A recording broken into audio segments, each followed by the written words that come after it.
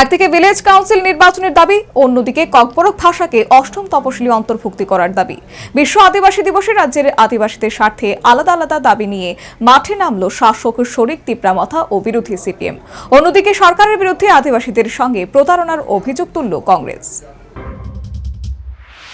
জাতিগত অধিকার নয়, বিশ্ব আদিবাসী দিবসে রাজনৈতিক অধিকার নিয়ে সরব হল রাজ্য সরকারের শরিক দল তিপ্রামাথা।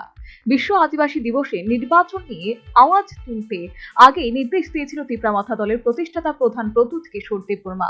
পূর্ব ঘোষণা অনুযায়ী শনিবার এই ভিলেজ কাউন্সিল নির্বাচনের দাবিতে রাজ্যের বিভিন্ন এলাকায় মশাল মিছিল করল দল।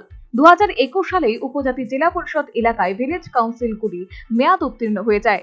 দলের নেতৃত্বদের অভিমত, ভিলেজ কাউন্সিল নির্বাচন স্থগিত থাকায় রাজ্যে ব্যাহত হচ্ছে আদিবাসীদের উন্নয়ন।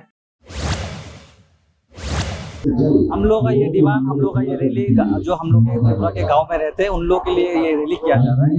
और डिमांड एक ही है, ये हम लोग का ये पूरा त्रिपुरा वासी का जो गांव में रहते हैं उन लोग का ये रैली है। जो गांव में हम लोग को अभी किसी इलेक्शन नहीं हुआ है, तो वही इलेक्शन करने के लिए वही इलेक्शन की मांग में ये रैली किया जा रहा है। ये बहुत दिनों से मांग है, ये आज का मांग नहीं है। कम से कम हम लोग बहुत महीना हो गया कोर्ट में महाराष्ट्र के इसी के लिए ये रैली किया जा रहा है, क्योंकि नहीं दे रहा है लोगों को। लोग इतना ত্রিপুরা রাজ্যের জনগণকে আমাদের প্রণাম এবং ভালোবাসা হৃদয় থেকে জ্ঞাপন করা হচ্ছে। बोलना पड़ रहा है, ये करना पड़ रहा है। আজকের এই র্যালি আমাদের গ্রামে গঞ্জে যারা বসবাস করছেন सुनाई नहीं दे ওদের অধিকারের জন্য করা হচ্ছে। किया जा रहा है। বিশ্ব আদিবাসী দিবসে ককবরক ভাষাকে অষ্টম তপশিলে অন্তর্ভুক্ত করার দাবি তুলেছে বিরোধী দল সিপিএম এর গণসংগঠন গণমুক্তি পরিষদ। দীর্ঘদিন ধরে এই দাবিতে আন্দোলন করে আসছে গণমুক্তি পরিষদ। শনিবার এই দাবিতে রাজ্যের বিভিন্ন ব্লক ও মহকুমা এলাকায় ককবরকে অষ্টম তপশিলি অন্তর্ভুক্ত করার দাবি নিয়ে মিছিল করে গণসংগঠন।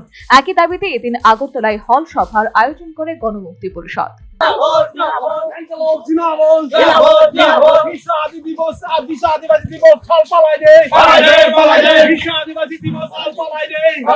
বিশ্ব আদিবাসী দিবস উপলক্ষে শনিবার প্রদেশ আদিবাসী কংগ্রেসের উদ্যোগে 9টি সাংগঠনিক জেলায় নানান কর্মসূচি পালন করা হয়।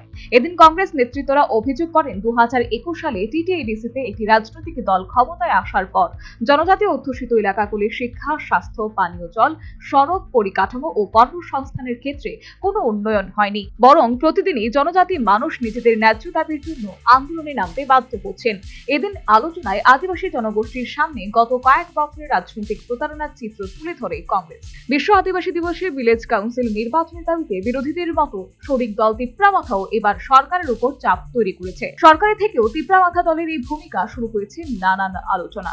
আর অন্যদিকে ঘোষণা দিয়েও নানা কারণ দেখে বিশ্ব আদিবাসী দিবস উদযাপন থেকে পিছিয়ে দাঁড়ালো বিজেপির শাখা সংগঠন জনজাতি মোর্চা।